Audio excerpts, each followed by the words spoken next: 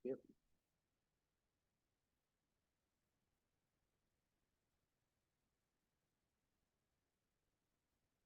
morning po sa inyong lahat.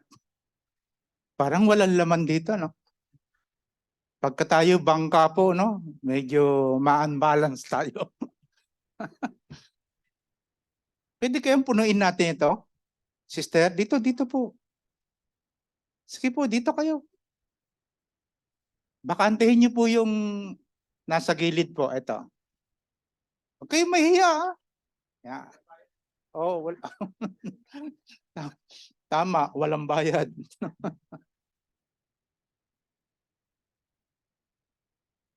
Sige po, sister. Sige po. Talagang Pilipino, napaka-maiyain. O dito, halika. Brother. Dito. Yan. Para halimbawa tayo naglalayag, no? Suwabe ang takbo natin. Talagang ayaw niyo pong umupo dito.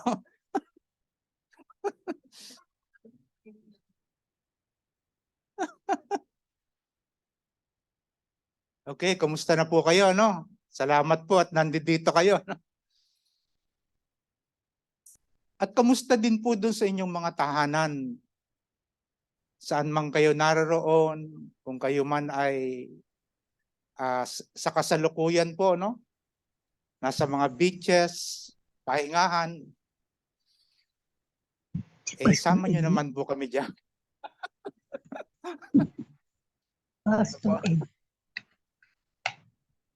Alam niyo po, pag nasa mga beaches tayo, talagang ang pakiramdam natin maaliwalas.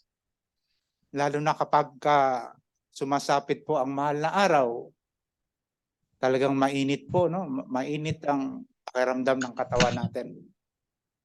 Pinalalamig tayo kapag tayo naliligo, no?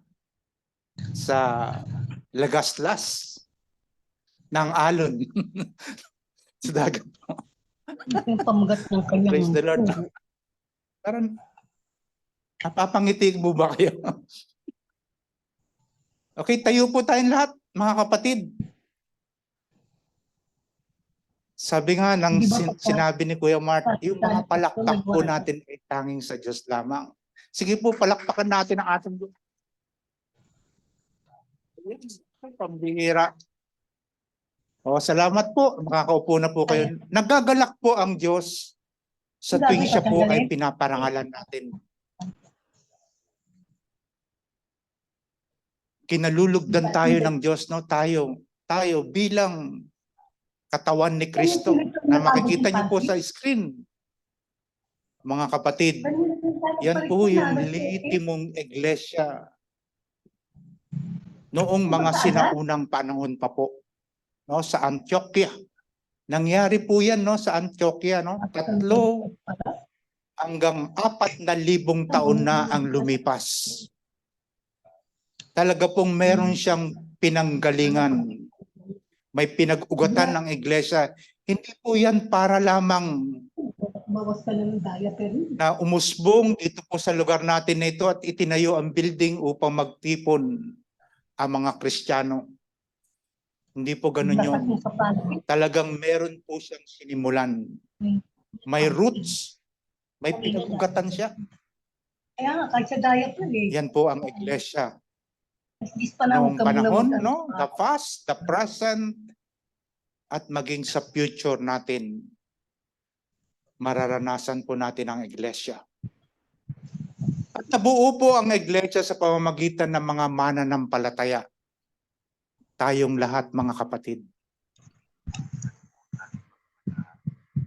Nabuo ang iglesia. Tinatog sa kanin.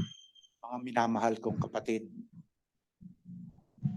Kaya po ang title na ating pag-aaralan na po, tumatakbo na po tayo sa 2 buwan na po, no? Pakita po natin ang title. Ayan po, no? Ang katawan na kinalulugdan ng Diyos. Sa mga talata pong ito, na ating pong babasahin, ano? Lahat ay mahalaga.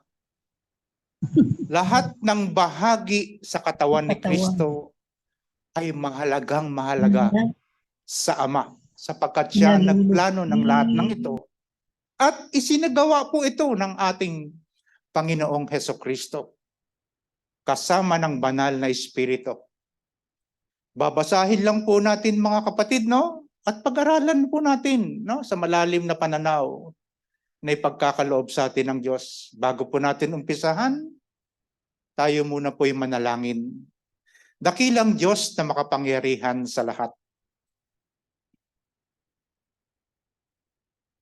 Marami pong salamat, Ama. Hinihiling po namin sa pamamagitan ng iyong kaisa-isang bugtong na anak na si Jesucristo at sa patnubay ng banal na Espiritu. Ikaw po, Panginoon, ang magpakahayag sa kalagitnaan ng aming pong pagtitipong ito. Ikaw rin ang maluwalhati, madakila, maparangalan, at mapasalamatan ng aming pong mga kapatiran. Salamat po, Ama. Hinihiling po namin magministeryo ang iyong Santong Espiritu. Mangusap ka, Panginoon, sa iba't ibang kaparaanan mo. Ikaw ang aming dakilang tagapagturo. Salamat po. Ito po ang aming nagkakaisang panalangin sa pangalan ni Jesus. Amen. Ang katawan na kinalulugdan ng Diyos. Sa mga talata pong ito, basahin natin, no? Tignan natin, no? Kung sino po yung kumikilos sa mga scripture na ito. Ngunit isang espiritu, ang Espiritu Santo, lamang ang gumagawa ng lahat ng ito at namamahagi ng iba't ibang kaloob sa bawat isa ayon sa kanyang ipinasya. The Holy Spirit, makikita niyo po, no? Tignan natin ngayon si Kristo. Si Kristo tulad ng isang katawan. The Holy Spirit, the Son of God, Christ, na may maraming bahagi. Kahit na binubuo ng iba't ibang bahagi, ito ay nananatiling iisang katawan. Maging Hudyo o Hintil, alipin man o malaya, tayong lahat ay binautismuhan sa iisang Espiritu upang maging isang katawan. Tama po ba, mga kapatid? Tayo'y binautismuhan sa iisang Espiritu. Upang maging isang katawan, tayong lahat ay pinainom sa iisang Espiritu. Because of the Holy Spirit, the Son of God, Christ. Ang katawan ay binubuo ng maraming bahagi at hindi ng iisang bahagi lamang. Kung sasabihin ng paa, hindi ako kamay, kaya't hindi ako bahagi ng katawan. Hindi na nga ba ito bahagi ng katawan? Titingnan niyo po, no? Yung kabuuan ng katawan. Mahalaga po, mga kapatid. Ikaw, ako, tayong lahat. Mahalagang mahalaga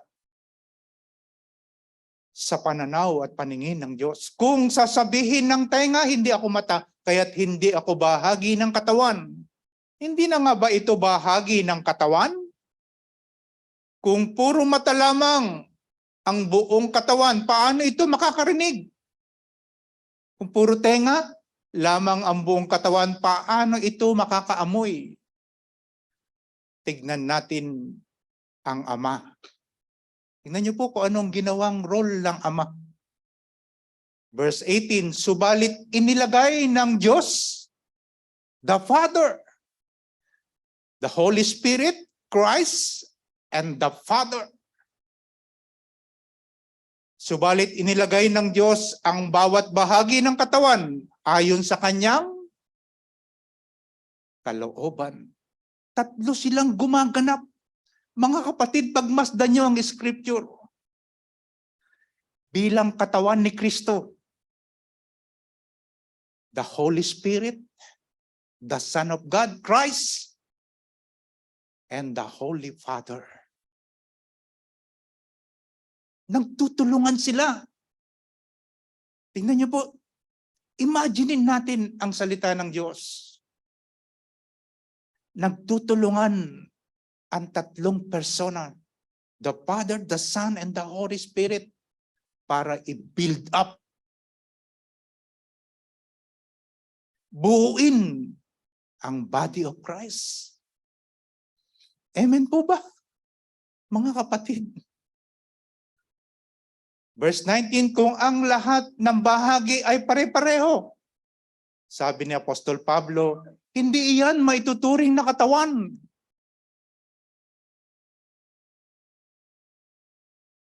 Ngunit ang totoo ay marami ang mga bahagi, ngunit iisa lamang ang katawan. Hindi rin naman masasabi ng mata sa kamay, hindi kita kailangan. Ni ng ulo sa paa, hindi ko kayo kailangan. Mga kapatid, lahat ng bahagi sa katawan ni Kristo ay kailangan natin. Amen po ba? Amen. Glory to God. Sa katunayan, ang mga bahaging parang mahihina, ang siya pangang kailangan. Tingnan niyo po yung nasa kaliwa niyo, at sa kanan, sa likod, sa harap. Yung ba mga taong tahimik? Para bang wala siyang lakas? Hindi ka pansin-pansin, mga kapatid. Tama po ba tayo doon? Sa katunayan ng mga bahaging parang mahihina, ang siya pangang kailangan. Kailangan natin yan. Walang hindi kailangan. Ang mga bahagi ng katawan na inaakala nating hindi gaanong kapuri-puri, hindi siya kapansin-pansin, ay pinag-uukulan ng higit na pagpapahalaga. Tingnan niyo po, no? Lahat ay mahalaga. Di man kumikibo ang inyong katabi, pasulput-sulput man siya, mga kapatid. Pero mahalaga po siya. Sapagkat maging siya po ay bahagi ng katawan ni Kristo. Ang mga bahaging hindi likas na maganda, ang siya nating higit na pinapahalagahan. Ano po, pinipilit po ng Diyos. Tignan niyo po kung paano niya nilililok ang body of Christ, kung paano niya binibuild up. Ano po, sabi po sa mga scripture, no, hindi na ito kailangang gawin ng mga bahaging sadyang maganda na. Ayos na eh. Inayos na ng Diyos. Magandang-maganda ka na, sister. Brother, gwapong-gwapo ka na sa paningin ng Diyos. Ayos na ayos ka na. Tingnan niyo po ang Diyos. Ngunit nang isaayos ng Diyos ang katawan, binigyan niya ng higit na karangalan ang mga bahaging hindi gaanong marangal. Tingnan niyo po tingnan niyo ang galing ng Diyos. Ayaw niya po lumayo eh. Ayaw niyang dumistansya ang bawat bahagi ng katawan ni Kristo. Upang hindi magkaroon ng pagkakabahabahagi, gusto po ng Diyos na bigkisin. Lahat po tayo, no, gusto niya bigkisin. Ayaw niya merong umaalpas, lumalayo, umaalis. Naroon pa rin po ang salita ng Diyos para lubusan natin makita ang makatotohanan ng salita ng Diyos. Upang hindi magkaroon ng pagkakabahabahagi sa halip, ay, kapatid, magmalasakit ang bawat bahagi sa isa't isa. Pag malasakitan mo, kapatid, yung iyong katabi, yung nasa kanan mo, nasa kaliwa mo, nasa likod mo, nasa harapan mo, magmalasakit ka. Yun ang instruction po ng salita ng Diyos. At tignan niyo po, no, kailangan po marunong tayong makisama. Ipinapahayag po ng salita ng Diyos. Kung nasasaktan ng isang bahagi, nasasaktan ng lahat. Amen po ba? Nakikisama tayo. Nakikidulog tayo sa nararanasan ng bawat isa.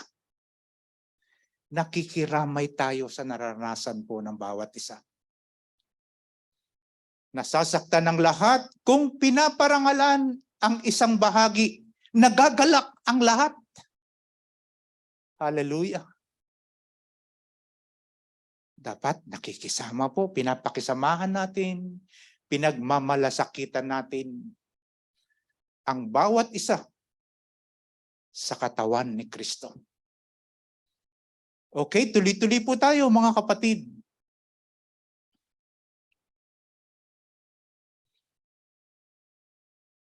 Susunod, Dr. Luke. Lalaktawan na po natin itong aklat ng gawa, no? Dito po nagsimula ang iglesia po, no? Naipalawanag na po natin yan, no? Sige po, punta na tayo doon sa ating introduction. Sa aklat po ng Epeso. Ephesians, brother. Ephesians chapter 5. Yan. Okay, tingnan po natin ang salita ng Diyos. Tayo nga'y mga bahagi ng kanyang katawan, sabi po sa Epeso. Pagmasdan po natin, no, ilagay po natin, no, yung ating sarili sa sinasabi po ng salita ng Diyos. Huwag po natin hayaang lumayo. Yung ating katawan, ilagay po natin. No? Mentras o bagkos, ilagay po natin sa sinasabi po ng Scripture. Tayo nga'y mga bahagi ng kanyang katawan.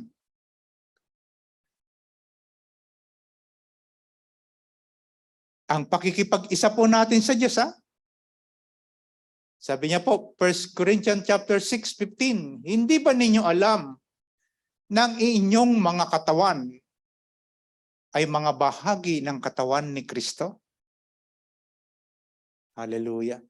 Napaka-sacred po, no? Napaka-banal ng katawan ni Kristo. Gusto niya po, no, maging katulad ang katawang ito ay maging katulad ng kanyang katawan. Hallelujah. Verse 32 po ng Ephesians chapter 5.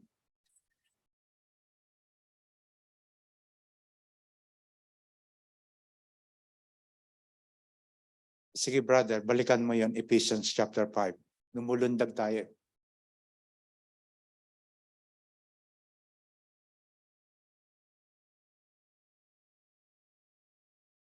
Andun ka na, Brother Luke?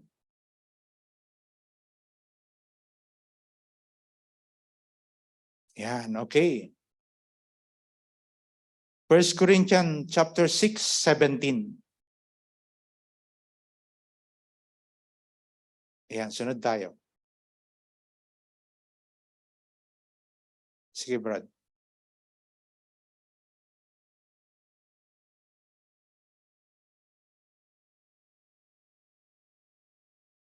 Yan. Okay? Ang nakikipag-isa sa Panginoon ay nakikipag-isa sa kanyang espiritu. Okay, babalikan lang po natin, no? Yung mga nakaraan natin nang tanggapin natin ang Panginoong Hesus bilang Panginoon at tagapagligtas ng ating buhay. Mga kapatid, pakikipag-isa natin sa Espiritu ng Diyos. Okay? Sunod. Sabi po sa Ephesians ulit, no? Tulad ng isang gusali, pagmamasdan niyo po, no?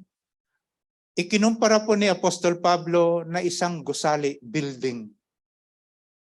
Tulad ng isang gusali, kayo'y itinayo sa pundasyong inilagay ng mga apostol at mga propeta na ang batong panulukan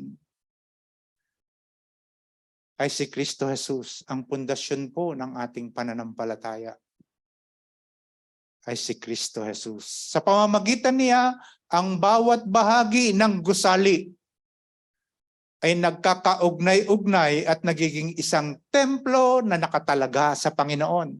Nakikita niyo po kung paano ginagawa ang isang gusali? May pundasyon. Ano po? Tinitingnan. Imagine niyo po, no? May simento, may bato, may bakal.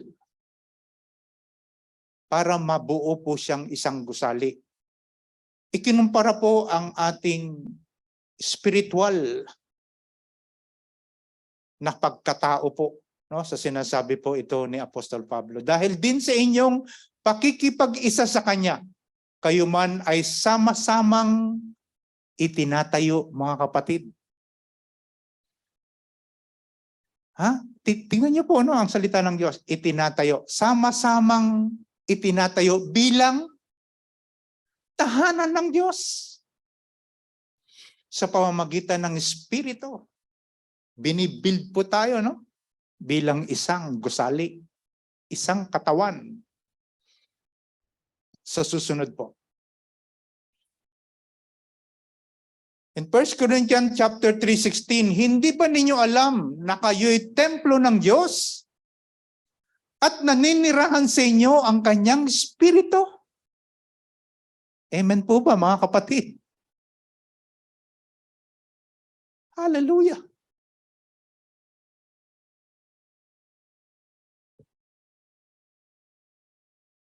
Hindi ba tayo ang templo ng Diyos na buhay?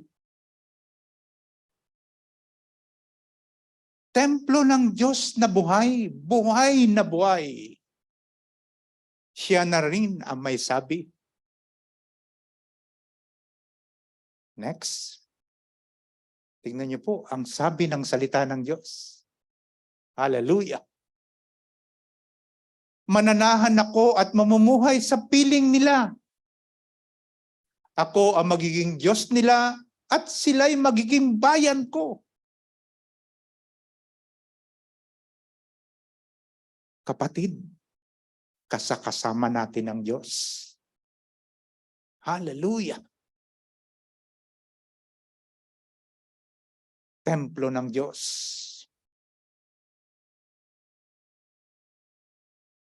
In 1 Corinthians chapter 6, 19-20, hindi ba ninyo alam na ang inyong katawan ay templo ng Espiritu Santo? Na nasa inyo at ipinagkaloob ng Diyos sa inyo. Napakapalad natin. Mga kapatid, ito po'y kaloob ng Diyos bilang patnubay ng mga Kristiyano. Ang salita ng Diyos. Hindi ba ninyo alam na ang inyong katawan ay templo ng Espiritu Santo na nasa inyo at ipinagkaloob ng Diyos sa inyo? Hindi ninyo pag-aari ang inyong katawan. Mga kapatid, tayong lahat ng sumasampalataya, naniniwala sa Diyos, ay templo ng Diyos. Amen? At ang katawan po natin ito, mga kapatid, tignan natin po yung sinasabi sa salita ng Diyos. Ang katawang ito ay pag-aari ng Diyos. Ang katawan mo, kapatid, ikaw, ako, ay pag-aari ng Diyos. Hindi yan pag-aari ng dyablo. Walang karapatan ng dyablo na sirain ang katawan ni Kristo. Huwag niyo pong papayagan, mga kapatid, na tayo ay mabahiran ng kasalanan sapagkat ang katawan ni Kristo ay banal. Hallelujah. Tingnan niyo po, verse 20. Tingnan niyo po pananampalatayang Hudyo po ang tinatalakay natin. Sa kulturang Hudyo, sa panahon ng mga Hudyo. Sapagkat binili na kayo ng isang halaga. Kaya't gamitin ninyo ang inyong katawan upang maparangalan ang Diyos. Tingnan niyo po, sa panahon ng mga Hudyo. Kapag sila po ay namimili ng isang alipin, mga kapatid, dumadaan po yan sa bidding. Mga kapatid, ganyan po ang kulturang Hudyo. Sabi po ni Apostol Pablo, sapagkat binili na kayo ng isang halaga, kaya't gamitin ninyo ang inyong katawan upang maparangalan ang Diyos. Kapag ka ikaw ay nakursunadahan ng isang mayamang Hudyo at ikaw ay tinubos, mga kapatid, mananatili kang alipin niya. Amen? Sapagkat binili ka. Ganun po ang isinulat po ni Apostol Pablo sa kulturang Hudyo. Ngayon po, kung ikaw po ay tinubos, halimbawa po sino po ang nagmamay-ari sa iyo? Pag-aari mo po ba ang iyong sarili? O pag-aari ka ng taong tumubos sa iyo? Sa pananaw po ng Diyos, tingnan natin po, no? Susunod, kapatid. Sabi po dito sa 1 Peter chapter 1, verse 19, 19. Alam ninyo kung ano ang ipinantubos sa inyo sa walang kabuluhang pamumuhay na inyong minana sa inyong mga magulang. Tinubos kayo hindi sa pamamagitan ng mga bagay na nasisira. Ano ba itong mga nasisirang bagay na to? Tulad ng ginto o pilak, sabi ni Apostol Pablo. Kundi sa pamamagitan ng mahalagang dugo ni Kristo. Siya ay tulad ng korderong walang dungis at kapintasan. Alam niyo po ba nang mamatay si Jesus sa krus? Balik tanawan natin at sariwain. Alalaanin natin po ang mahalagang buhay na ito na ipinagkaloob ng Ama ang kanyang kaisa-isang bugtong na anak bilang pagtubos, kapatid,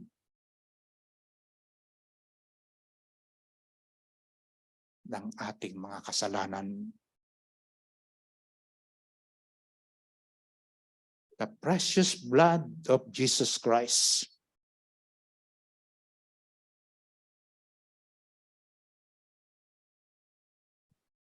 Kung tayo po ay tinubos ng dugo ni Kristo, walang dungis ni kapintasan man lang.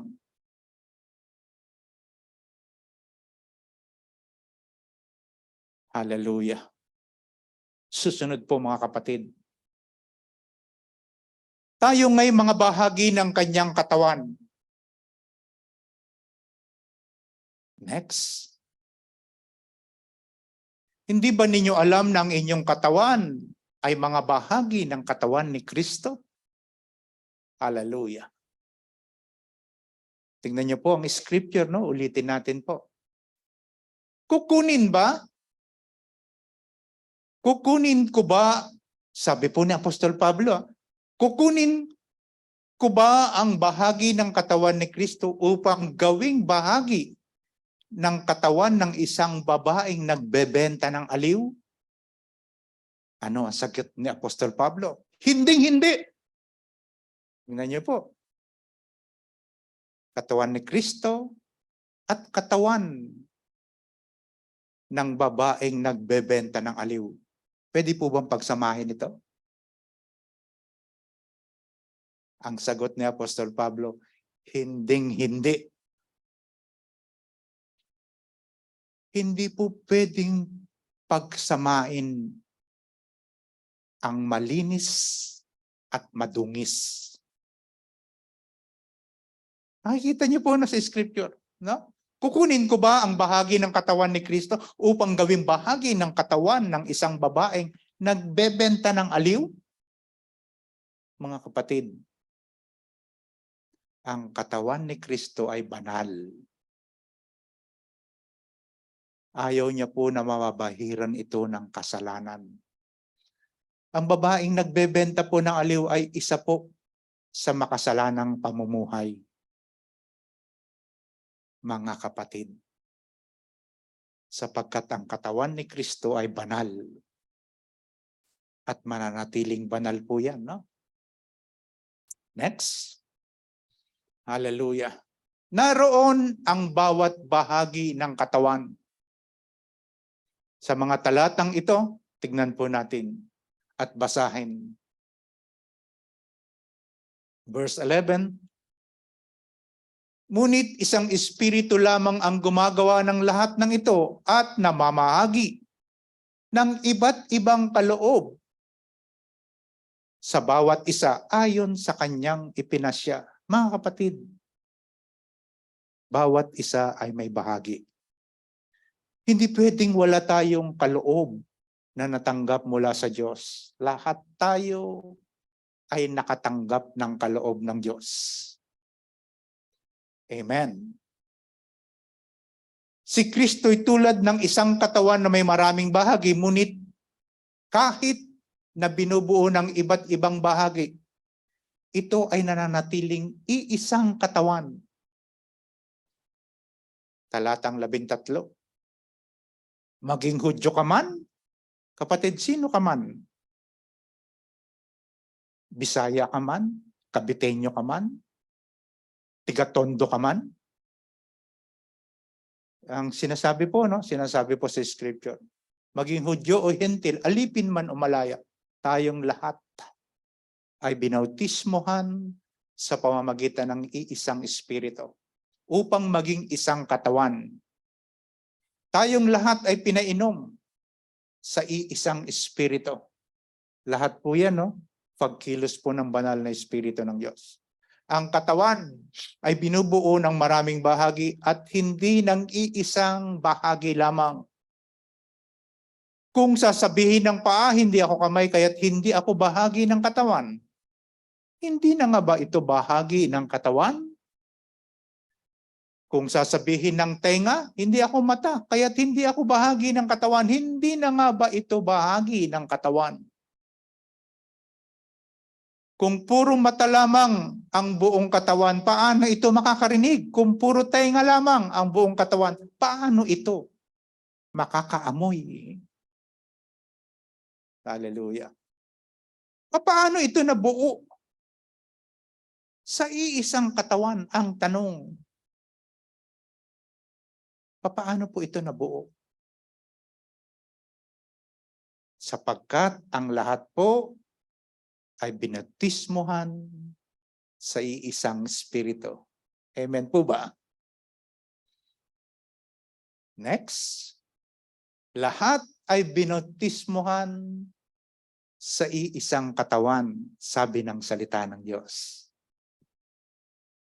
Letter C, tayong lahat ay pinainom sa iisang espiritu. Yan po kaya nabuo ang katawan, mga kapatid.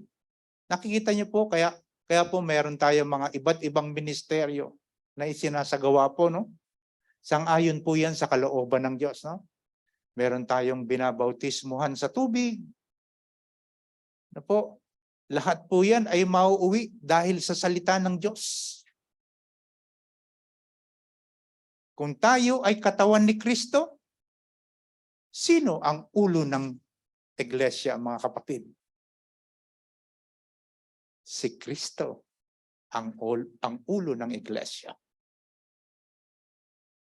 Tingnan niyo po, kung siya po ay ulo ng iglesia,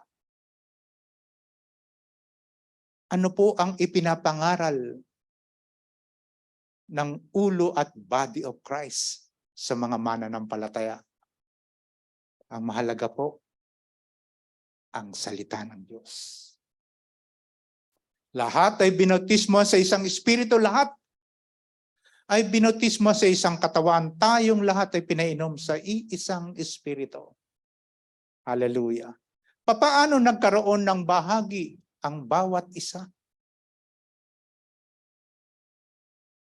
Mga kapatid, may bahagi tayo bilang iisang katawan ni Kristo. Panatilihin natin ang ating mabuting saloobin. Kailangan maghari po ang Espiritu sa ating pagkatao. Ang mabuting saloobin. Letter B. Panatilihin natin ang ating malinis na pagkatao. Sapagkat ang katawan ni Kristo ay banal. Mga kapatid, panatilihin natin ang ating malinis na pagkatao. Hallelujah. Hindi ito nabuo na mga bagay-bagay. Ako, katulad po ng mga asosasyon po na makikita natin, no? Saan man dako po, no? Sa labas po ng iglesia. May mga homeowners association, na po. May TODA association. Sa barangay meron din po, no? May mga kanya-kanya pong asosasyon. Kaya hindi ito nabuo ng mga bagay-bagay. Susunod kapatid. Nabuo ang templo sa pamamagitan ng salita ng Diyos. Because of the Word of God, mga kapatid, kaya po nabuo ang body of Christ.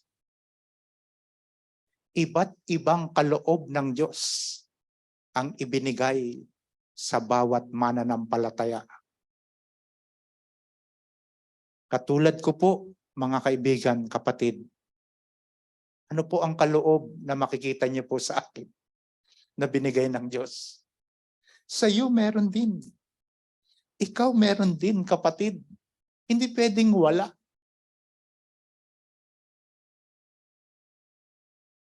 Kaloob ng Diyos sa atin, ang ipahayag ang mensahe ng Diyos.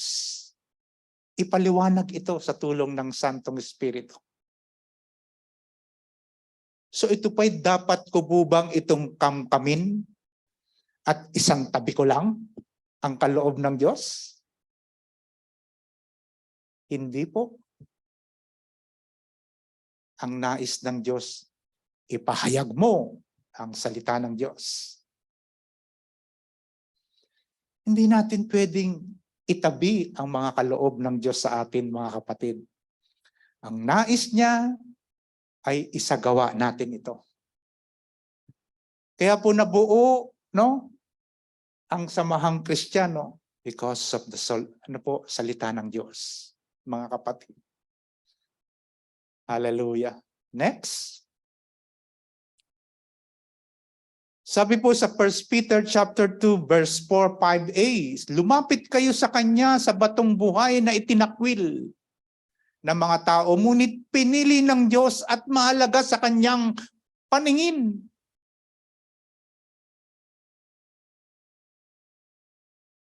Pundasyon ng ating pananampalataya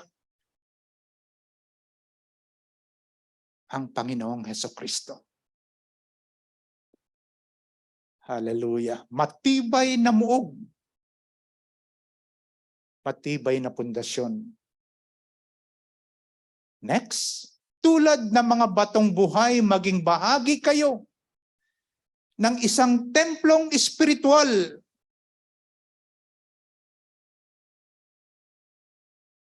Kailangan matibay tayo. Matatag, strong. Sapagkat ang pundasyon po natin, walang iba kundi si Kristo Jesus. Sabi ni Apostol Pablo. Naroon ang kababaang loob ng katawan. Sa mga talata pong ito, titignan po natin, no? Subalit inilagay ng Diyos ang bawat bahagi ng katawan ayon sa kanyang kalooban. Hallelujah. Kung ang lahat ng bahagi ay pare-pareho, hindi iyan may tuturing na katawan. Ngunit ang totoo, marami ang mga bahagi, ngunit di isa lamang ang katawan. Hindi rin naman masasabi ng mata sa kamay, hindi kita kailangan, ni ng ulo sa mga paa, hindi ko kayo kailangan. Sa katunayan, ang mga bahaging parang may hina, ang siya pangang kailangan. Lahat po ay mahalaga, mga kapatid. Ha? Sa katunayan, ang mga bahaging parang mahihina, ang siya pangang kailangan.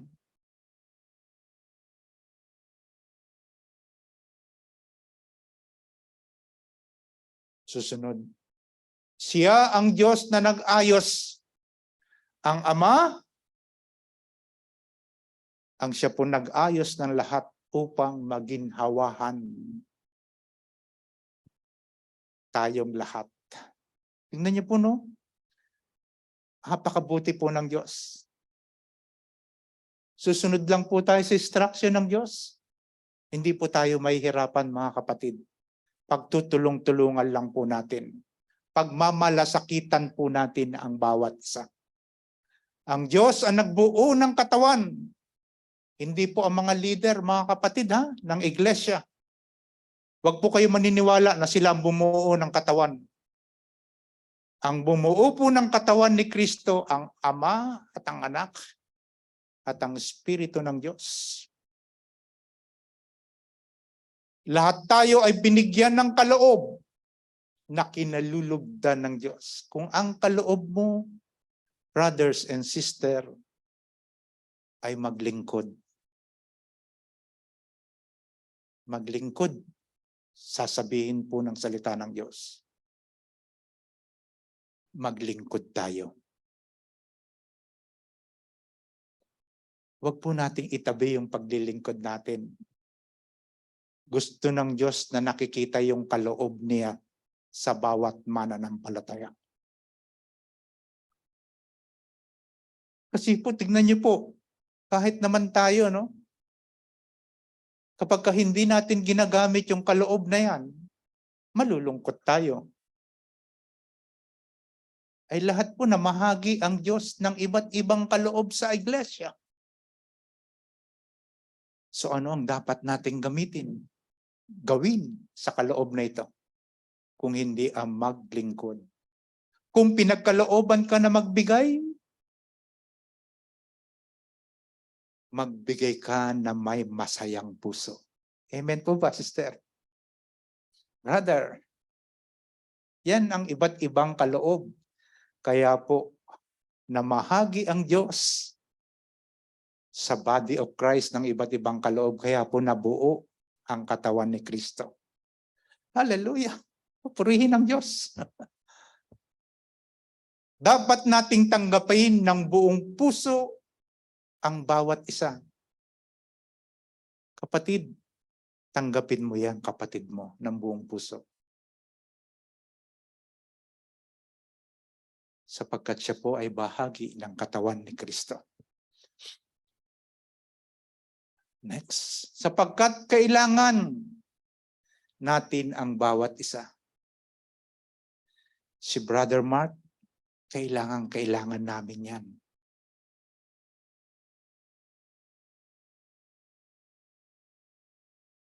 Ang mga manunugtog, kumakanta, mananayaw ng iglesia, kailangan po yan sa katawan ni Kristo. Hallelujah. Susunod, tayong lahat ay may magkakaiba. Tama naman po, no? Magkakaiba po tayo ng pinanggalingan. Magkakaiba po tayo ng pamumuhay. Ang mga lengguwaheng ginagamit natin ay magkakaiba. Magkakaibang uri ng ating pagkatao. Merong mayaman, mahirap, may pinag-aralan, walang pinag-aralan. Lahat tayo ay may pagkakaiba. Tignan niyo po kung gaano kabuti ang Diyos, kung paano niya ito binuo. Susunod, kapatid. Tayong lahat ay dapat magtulungan. Amen po ba? Bilang katawan ni Kristo. Tingnan po natin sa ating mga tahanan.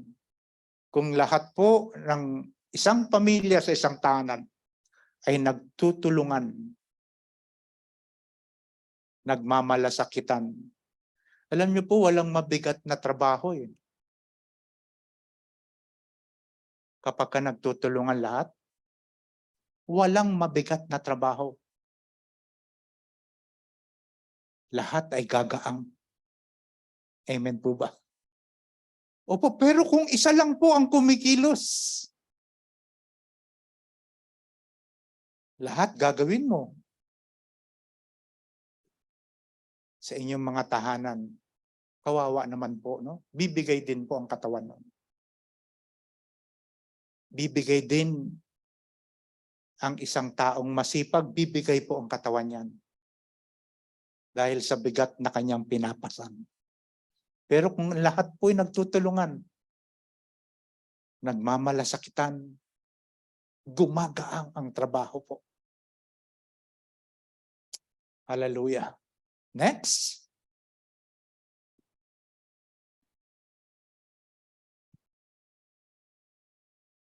Naglilingkod sa bawat isa na kinalulugdan ng Panginoon. Lahat ay naglilingkod sa bawat isa, nagmamalasakit, tumutulong sa bawat isa. Makikita niyo po kung papaano tayo kalulugdan ng Diyos bilang isang iglesia. Tinutulungan natin ang nangangailangan. Ipinapanalangin ang nangangailangan ng panalangin.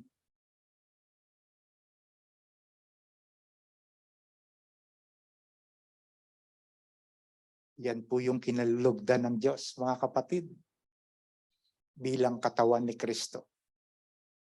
Next. Maging ang mahihina sa katawan ay kailangan natin. Sabi po sa mga talatang ito. Talatang 22.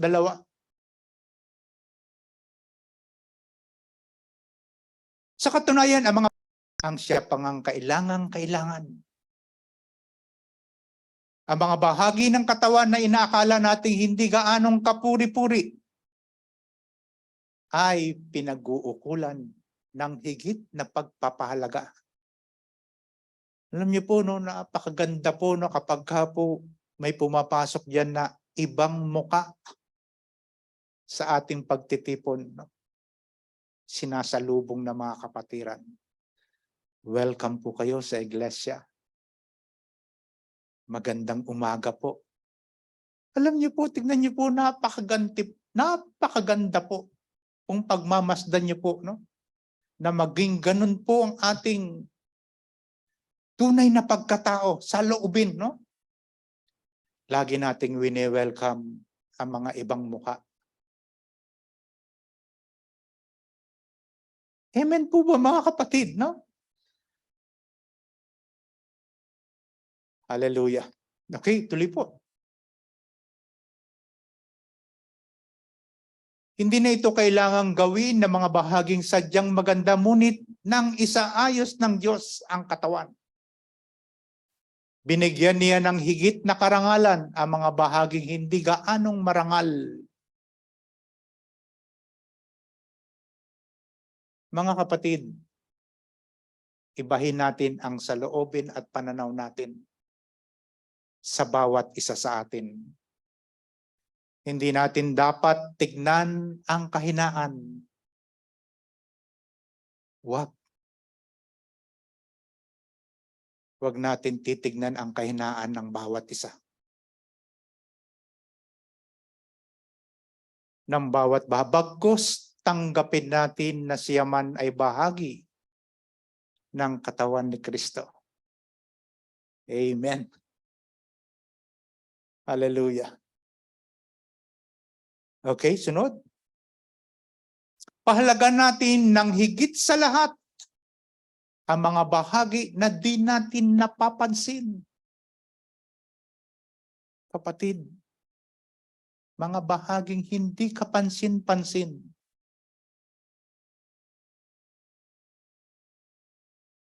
Pinapahalagan ng bawat isa. Hallelujah. Susunod, letter C, karangalan at papuri sa lahat ng kabahagi sa iglesia. Yun po ang kinalulugdan ng Diyos bilang katawan ni Kristo. Pinararangalan natin ang bawat isa. Pinapupurihan natin ang bawat isa. Hindi natin tinitignan ang kanyang kahinaan. Bagkus, ito'y ating itinataas. Hallelujah. Sunod, kapatid. Naroon din tayo bilang magkakapatid sa katawan ni Kristo. Naalala ko po, no, kapag meron tayong tiging, mga kapatid, pag meron tayong kainan doon sa baba, pinagmamasdan ko po.